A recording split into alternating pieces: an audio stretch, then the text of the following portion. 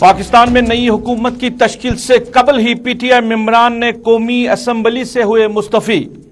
कहा करप्ट शख्स की सरबराही मंजूर नहीं। मरियम नवाज ने कहा अब पुरानी मुस्लिम लीग नहीं रही, इंतकाम नहीं लेंगे मगर एहतसाब जरूर होगा।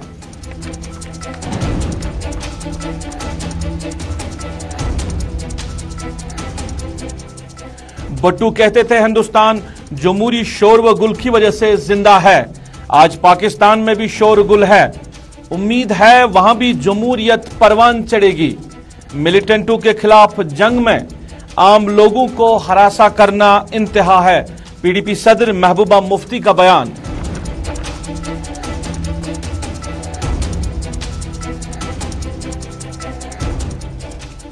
हज कमेटी ऑफ इंडिया ने ताजा रहनुमा खतूत किए जारी। नई दरखास्तें 9 से 22 अप्रैल तक कराई जा सकती है जमा। 65 बरस से कम वाले मर्दोजन को ही इस साल हज का फरीजा अंजाम देने की होगी इजाजत।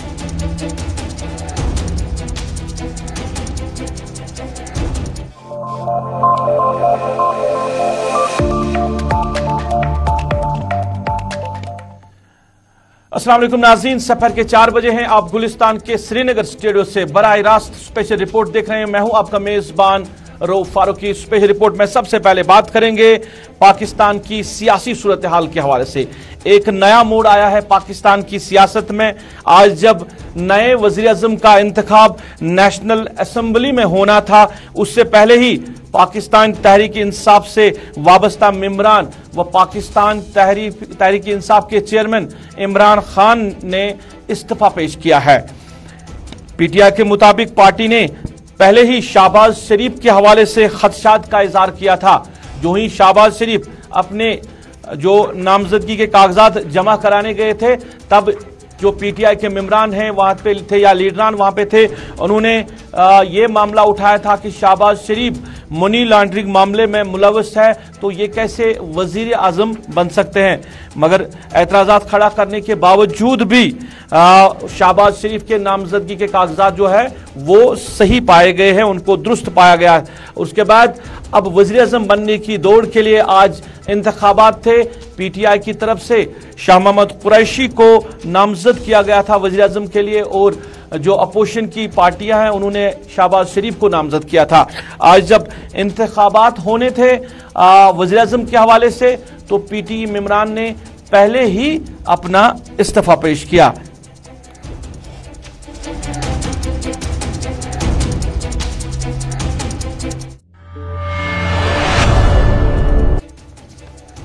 अब जरा बात करेंगे पीडीपी के हवाले से। पीडीपी सदर महबूबा मुफ्ती आज पार्टी ऑफिस श्रीनगर गई थी, जहां पे उन्होंने पार्टी लीडरान के साथ बात की और बात हुई कि जो पार्टी का लाहे अमल है उसको लेकर और किस तरह जो अवामी राब्ता मुहिम है उसको बढ़ाया जाएगा। इन सारे मामलात को लेकर आज वहां पे मीटिंग हुई है मुख्तलिफ लीडरान के साथ। महबूबा मुफ्ती ने मीटिंग के बाद में मीडिया नुमाइंदों से बात की और पाकिस्तान को लेकर भी उन्होंने बात की। उन्होंने कहा कि भट्टू कहते थे कि हिंदुस्तान जो है वो जमहूरी शोर व गुल की वजह से जिंदा है।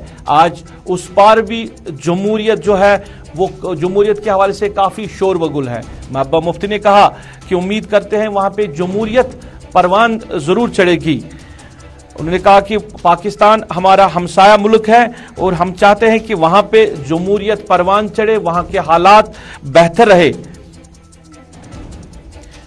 महबूबा मुफ्ती ने कहा कि प्रॉपर्टी को जब्त करने पर जो सरकार ने स्टैंड लिया है उसको लेकर महबूबा मुफ्ती ने कहा कि ये नाइंसाफी है कश्मीर के अवाम के साथ। उन्होंने कहा कि बंदूक बरदार कहीं भी जा सकते हैं, उनको कौन रोक सकता है।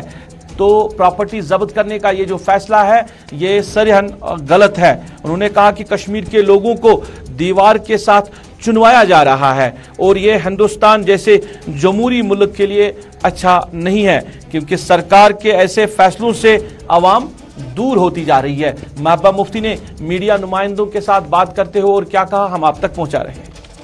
देखिए, शहीद भट्टू साहब कहते थे कि जो हिंदुस्तान है वो जमहूरी डेमोक्रेसी के शोर गुल की वजह से जिंदा है।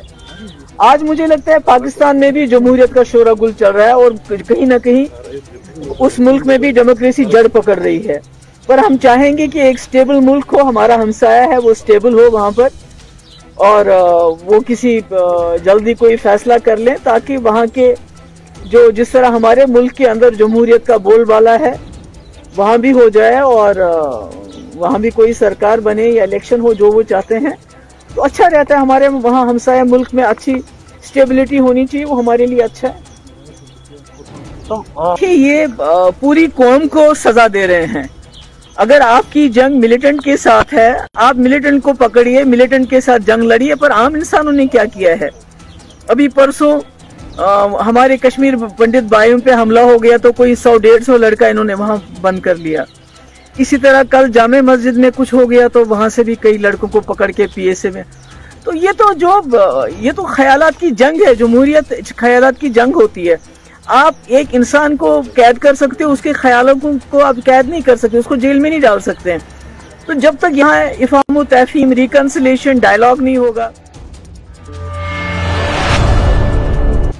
चलिए नाज़रीन, अब जरा बात करेंगे महकमा तालीम के हवाले से। पिछले कई दिनों से हम मामला जो है वो आपके सामने ला रहे हैं, सरकार के सामने लाने की कोशिश कर रहे हैं, क्योंकि वादी भर के मुख्तलिफ इलाकों से लोग जो है वो सरकारी स्कूल में इंतजामात को लेकर सवाल खड़े कर रहे हैं। इंतजामात किस तरह है? जैसे इंतजामिया बार बार दावे कर रही है तालीमी निज़ाम को बेहतर करने के लिए सरकार कोशिशें कर रही है और ज़मीनी सतह पे अब बेहतरी लाई जा रही है, क्योंकि सरकार ने किंडरगार्टन भी अब जो सरकारी स्कूलों में क्लासेस लेने का फैसला लिया। और बार बार कहा जा रहा है कि जो ही प्राइवेट स्कूलों का मामला सामने आता, सरकार कहती है कि वालिदैन को चाहिए कि वो प्राइवेट स्कूलों से बच्चों को निकालकर सरकारी स्कूलों में दाखिला करे, क्योंकि एक मुहिम भी चलाई गई है सरकार की तरफ से।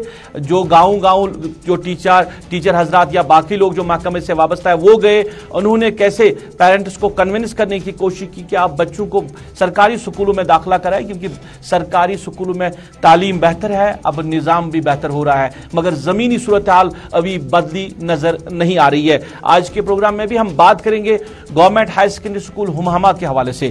पिछले दिनों बच्चों को लेकर जब हमने बात की थी तो हमने कहा था कि 11वीं और 12वीं जमात के जो बच्चे हैं वो सरे राह यानी खुले मैदान में उनको तालीम दी जा रही है, उनके बैठने के लिए कोई इंतजाम नहीं है। अब जब सरकार ने बाज़ाब्ते तौर पर डीपीआर भी बनाया था नई बिल्डिंग तामीर करने के लिए, अब नई बिल्डिंग भी नहीं बनाई गई।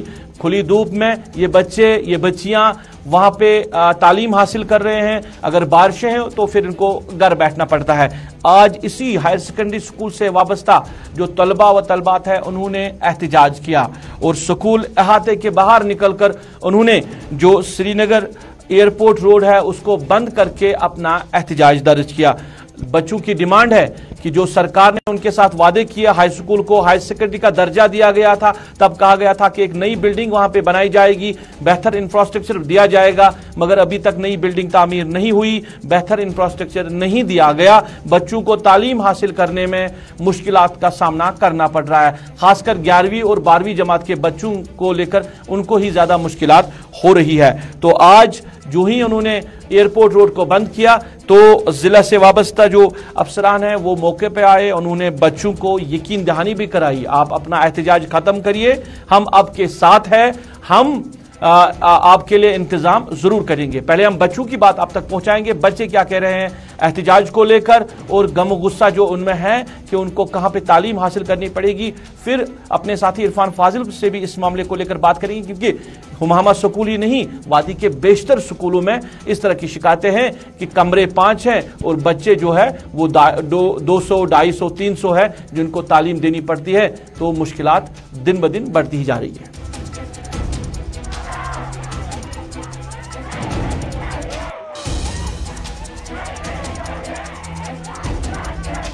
हमारी पढ़ाई पूरी अच्छे तरीके से कंप्लीट नहीं हो पा रही है। यहाँ पे 11th का भी बहुत ही रोल है, 12th का भी बहुत ही रोल है। ना तो 11th वाले पढ़ पाते हैं, ना तो हम ही पढ़ पाते हैं। धूप है, रमजान का महीना चल रहा है, कैसे करें हम अपनी पढ़ाई पूरी? नहीं कोई मतलब कुछ बिल्डिंग हमें नहीं दे रहा है, इतनी लैंड है यहाँ पे, गवर्नमेंट को कोई असर ही नहीं हो रहा है। हम पढ़ रहे होते तो 12th के घूम रहे होते, हम में डिस्टर्ब हो जाते हैं, 12th वाले पढ़ रहे होते तो हम उनको डिस्टर्ब कर देते हैं। टीचर्स को प्रॉब्लम है और हम मेडिकल स्टूडेंट है, क्या पढ़े क्या कैसे? स्कूल से बात की तो वहाँ से क्या रिवर्ट आया? स्कूल अथॉरिटी से हम बात करते हैं, वो भी पूरी कोशिश कर रहे हैं अपनी तरफ से, लेकिन गवर्नमेंट पे कोई असर ही नहीं हो रहा है। हमें नहीं लगता है कि गवर्नमेंट पे कोई असर हो रहा है। मैं 11th ह्यूमैनिटीज की स्टूडेंट हूँ, तो हम लोग एक बिल्डिंग चाहते हैं, क्योंकि प्रिंसिपल मैम बहुत ट्राई कर रही है पिछले 1 साल से, वो हेड ऑफिस के पास जा रही है, लेकिन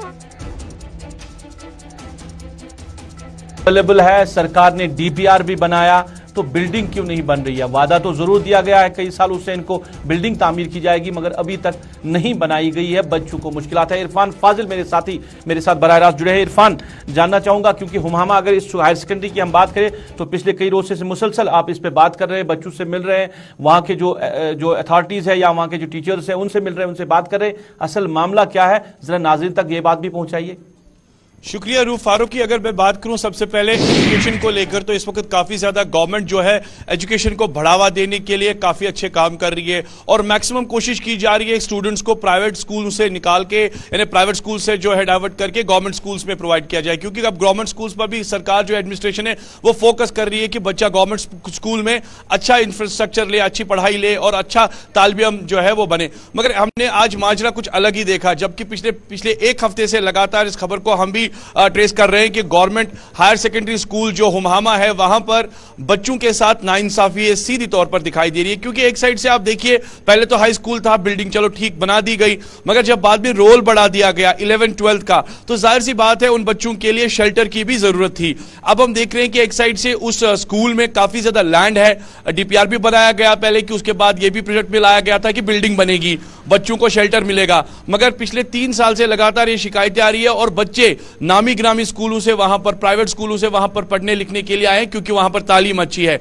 मगर हमने देखा कि बच्चे टाट पर बैठ के पढ़ाई कर रहे हैं और खासतौर पर मेडिकल स्टूडेंट्स जिनको काफी ज्यादा फोकस अटेंशन चाहिए पढ़ाई लिखाई के लिए। इस बीच दूसरी बात यह भी है कि अगर आप देखिए, आजकल रमजानुल करीम का बाबरकत वाला महीना चल रहा है, बच्चे रोजे से हैं और बच्चों का यह भी मानना है कि सरकार जो है टस से मस नहीं हो रही है। 2 दिन पहले जब हम स्कूल गए थे तो वहां पर उन्होंने फरियाद रखी थी सरकार तक, मगर 2 दिन तक कोई जब असर नहीं हुआ, आज बच्चे मजबूर हो गए, वो सड़क पर आए, उन्होंने धरना दिया, उन्होंने अपना इंसाफ मांगा। उनका मानना है कि अगर हम बच्चों को हमें हक चाहिए, हमें पढ़ाई करने के लिए। वहां पर यह भी बताया जा रहा है कि कुछ जो अफसरान वहां पे आए, जहां पे इन्होंने एहतजाज किया था, वहां पे आए, उन्होंने इनको वादा दिया है कि जो डिमांड है आपकी उसको जल्द से जल्द उस पर नजरसानी की जाएगी, उसको पूरा करने की कोशिश भी की जाएगी। देखिए, ये एयरपोर्ट का रोड है हुमामा और वीआईपी मूवमेंट है, जाहिर सी बात है जब इस पर कोई एहतिजाज होता है तो एडमिनिस्ट्रेशन की नजर जरूर पड़ती है। और हमने देखा कि पुलिस के कुछ अफसरान वहां जरूर आए थे, जब बच्चों ने काफी वहां पर हंगामा किया तो उनके बाद उनके साथ दावे भी किए गए कि आपके मसले को हल किया जाएगा। मगर बच्चों का मानना यह जरूर है कि पिछले 3 साल से वो फरियाद लगा के बैठे और आज हमें मजबूर कर दिया सड़क पे आने के लिए। क्या पढ़ाई लिखाई करना गुनाह है? क्या पढ़ना लिखना पाप है? अगर पढ़ लिख कर वो अच्छे अफसर बनेंगे तो जाहिर सी बात है यूटी की ही शान है। उनका यह भी मानना है कि अगर मेडिकल जैसा स्टूडेंट कल एक टॉप डॉक्टर बनता है यूटी का, तो एक अच्छा खासा नाम वो रोशन कर सकता है। मगर खास तौर पर अगर देखा जाए, जो डायरेक्टर स्कूल एजुकेशन है या डिपार्टमेंट ऑफ एजुकेशन है, उनके जानिब कोई रिस्पॉन्ड नहीं मिल रहा है। मगर आज जिस तरीके से प्रोटेस्ट हुआ है, अब जो वादे किए गए हैं, अब देखने वाली बात जरूर रूफ होगी, क्या इसका इंपैक्ट रहेगा या नहीं रहेगा, क्योंकि वादे तो इससे पहले भी किए गए हैं। अब नजर रहेगी कि वादों को किस तरीके से मुकम्मल किया जाएगा। इरफान, ये शहर श्रीनगर का नजदीक तरीन इलाका है, क्योंकि एयरपोर्ट भी, इंटरनेशनल एयरपोर्ट भी यहीं पे हुमामा में इसी जगह पे है, तो शहर के साथ काफी मुंसलिक है ये। अब अगर हम ओवरऑल वादी की बात करें तो बेशतर इलाकों से इस तरह की शिकायतें आ रही है सरकारी स्कूलों को लेकर कि जहां पे ज्यादा बच्चे जेर तालीम है मगर इंफ्रास्ट्रक्चर नहीं है। 5 कमरों में आपको 200 बच्चों को पढ़ाना पड़ता है, एक कमरे में आपको 3-3 क्लासेस लेने पड़ते हैं। क्या इस तरह जो हम कह रहे हैं कि हम तालीम के मैदान में बेहतरी ला रहे हैं और हम प्राइवेट स्कूलों से बेहतर तालीम दे रहे हैं सरकारी स्कूलों में, इस तरह के माहौल में वो पॉसिबल हो सकता है? देखिए, जाहिर सी बात है, रूफ एजुकेशन सेक्टर में इंप्रूवमेंट तो है, there is no doubt about it. आप डिस्ट्रिक्ट बडगाम को ही देख लीजिए, पढ़ाई के मरहले में वो काफी आगे बढ़ चुका है, मगर सरकारी स्कूलों का हाल जो है वो काफी बदतर है, क्योंकि अभी भी हम देख रहे हैं कि इंफ्रास्ट्रक्चर प्रॉब्लम है, वाटर टैपिंग प्रॉब्लम है। इनफैक्ट अगर देखें तो लेबोरेटरी फैसिलिटी अभी प्रॉपरली नहीं है। अब जाहिर सी बात है, सामने एक बड़ा एग्जाम्पल है कि central part of the city Humhama जो कि कनेक्ट होता है खासतौर पर एयरपोर्ट रोड के साथ, अगर इस तरह की एग्जाम्पल सामने होगी तो बाकी स्कूल जो रूरल एरियाज में है या अर्बन एरियाज में है उनका हाल क्या होगा। और तभी पेरेंट्स मजबूर हो जाते हैं वो अपने बच्चों को सरकारी स्कूल से निकाले और ताकि प्राइवेट स्कूल में उनका दाखिला कराए, क्योंकि जब इस तरह की फैसिलिटी नहीं होगी, शेल्टर नहीं होगा, आप यकीन हैरान होगे। मैं आपको एक बात बड़ी इंपॉर्टेंट बोलने वाला हूं कि एक बच्चे से जब मैंने बात की, उन्होंने कहा कि सरकार को बोलिए अब हमें ही लेबर का काम दे दीजिए, हम ही मजदूर का काम करेंगे और स्कूल की बिल्डिंग को खड़ा करेंगे। अगर उन तक ये बात पहुंच गई होगी, मुझे लगता है कि इस बात से काफी असर है कि एक बच्चा बोल रहा है कि मैं मजदूरी करने के लिए तैयार हूं, मगर अपने स्कूल की बिल्डिंग वो चाहते हैं कि खड़ी हो जाए ताकि उनका जो भविष्य, ताकि उनका जो फ्यूचर है वो ब्राइट हो सके। इरफान, बहुत बहुत शुक्रिया तफसीलात देने के लिए। ये कहानी जो है ये हुमहामा स्कूल की ही नहीं है। हायर सेकेंडरी स्कूल हुमहामा, जिसको कई साल पहले हाई स्कूल से दर्जा बढ़ा के हायर सेकेंडरी बनाया गया, 700 बच्चे यहाँ पे जेर तालीम है, मगर 700 बच्चों को बैठने की जगह नहीं है। जब हायर सेकेंडरी का दर्जा दिया गया तब क्या सरकार ने नहीं सोचा था, इंतजामिया नहीं सोचा था कि वहां पे बैठने की जगह नहीं है। और कहानी यही सिर्फ खत्म नहीं होती है, क्योंकि बेशतर ऐसे इलाके हैं जहां पे हम लोगों के साथ बात करते हैं, जहां पे ग्राउंड जीरो पे हम जाके जो सूरत हाल देख रहे हैं, सरकारी स्कूलों का हाल काफी ज्यादा बुरा है। और सरकारी स्कूलों में बच्चों को बैठने की जगह नहीं है, टीचर्स को बैठने की जगह नहीं है, खेलने की जगह नहीं है, करिकुलर एक्टिविटीज कहीं हो नहीं रही है, और जहां कहीं भी होगी अगर कुछ ऐसे केसेस है तो वहां पे उनके लिए टीचर्स उस तरह के अवेलेबल नहीं है। मतलब जो निजाम है वो दरहम बरहम हो चुका है। इस सिस्टम को, इस निजाम को सुधारने की जरूरत है, इसको बेहतर करने की जरूरत है। आप जब कागजी घोड़े दौड़ाते हैं, आप जरूर ऑर्डर्स निकाल के कहते हैं कि हम बेहतरी की तरफ जा रहे हैं, मगर जमीनी सूरत हाल जो है वो मुख्तलिफ है। सरकारी स्कूलों के बच्चों का मुस्तकबिल कैसे बेहतर हो सकता है जहां पे उनको बैठने की जगह नहीं है। वो अपना मुस्तकबिल रोशन बना सकते हैं, उनमें काबिलियत है, वो अच्छे बन सकते हैं, वो एक अच्छे तालीम याफ्ता बन सकते हैं, मगर जो सरकार का फरीजा है, जो सरकार को अंजाम देना है, वो सरकार अपना फरीजा बेहतर तरीके से अंजाम नहीं दे रही, जिसकी वजह से वादी भर के सरकारी स्कूलों का ये हाल है। कहीं बैठने की जगह नहीं, कहीं उस्ताद नहीं, कहीं बच्चों को क्लासेस पूरी नहीं दी जा रहे हैं, और कहीं एक कमरे में 5-5 टीचर या 3-3 टीचर बच्चों को पढ़ाई दे रहे हैं, उनको दर्ज दे रहे हैं।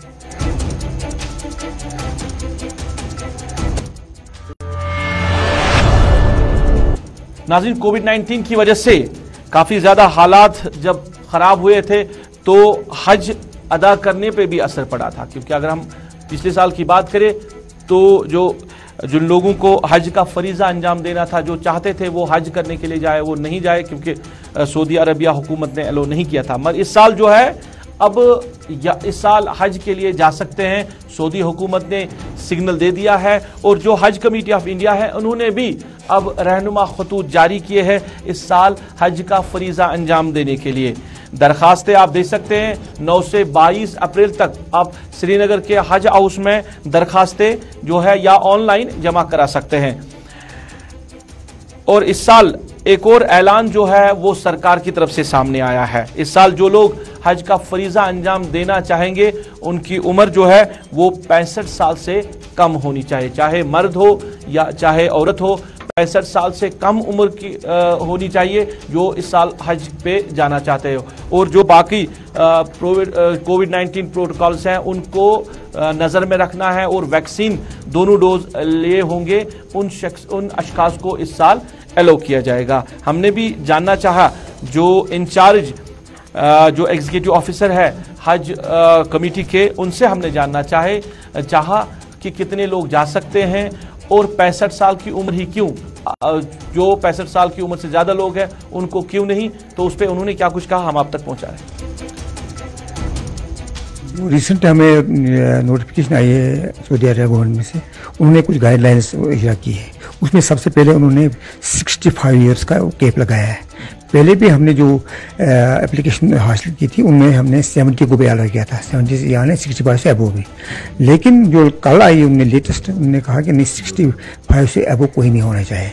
65 उन्होंने कहा किस डेट पर किया है, 30 अप्रैल 2022 को बिल्कुल उस वक्त वो 65 से अबो नहीं होना, क्योंकि कंप्यूटर जनरेटेड है, कंप्यूटर फिर वो एक्सेप्ट नहीं करेगा। तो एक तो ये मेन, उसमें हमारे तकरीबन मेरे ख्याल में अभी हमने वो कैलकुलेट नहीं किया है कितने इनएलिजिबल हो जाएंगे। 70 अबो तो सब हो जाएंगे, उसमें हमारे वो ये 700 हमारे लेगर थे इस साल, वो तो सब हो जाएंगे। और 65 से अबो जो भी होंगे इसके बगैर भी वो भी तकरीबन एक्सक्लूड हो जाएंगे इसमें। इसके अलावा उन्होंने इस साल ये भी कहा कि 2 वैक्सीन कम से कम उन्हें किए होनी चाहिए।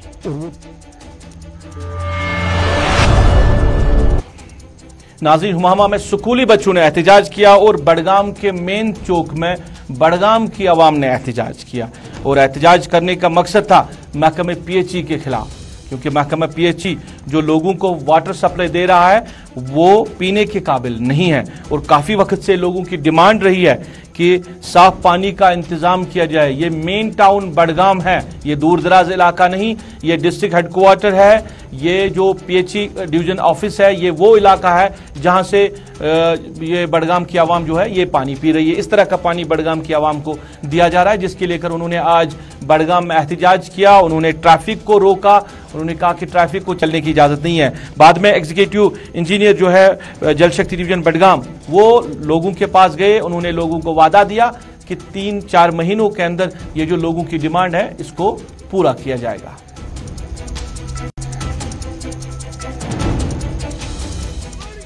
आब सिर्फ आब प्रॉब्लम, बिल्कुल आब सोरे खराब गंद आब जालापुर कोल आब कोल रटन सो त्रावन तथ कौन फिल्टरनेशन गसान फिल्टरनेशन करान। फेसबुक पे पोस्ट आया था, वो उस वक्त का था जब इसमें ये गार्बेज वगैरह आया था। उसके इमीडिएटली बाद हमने इसको क्लीन किया, उससे पहले भी क्लीन किया था। तो ये रोज की बात है हमारे लिए। तो ये सोर्स क्लीन होता रहता है, लेकिन हमारा जो फिल्ट्रेशन प्लांट इस वक्त काम कर रहा है उसको मैंने अभी भी देखा और अब फिर से वहां जा रहे हैं देखने के लिए। उसका हमने सैंपल अभी लिया, रॉ वाटर का भी क्लियर। चलिए, एग्जीक्यूटिव इंजीनियर ने भी सफाई दी कि बेहतर पानी दिया जाएगा लोगों को और जो सोर्स है उसको भी बार बार साफ किया जा रहा है। इसके साथ ही अभी तक के स्पेशल रिपोर्ट से अपने मेजबान को इस वादे के साथ दीजिए इजाजत। आप अपना ख्याल रखेंगे, हमें अपनी नेक दुआओं में याद रखेंगे। अल्लाह आपका हमारा सबका हाफिज व नासिर।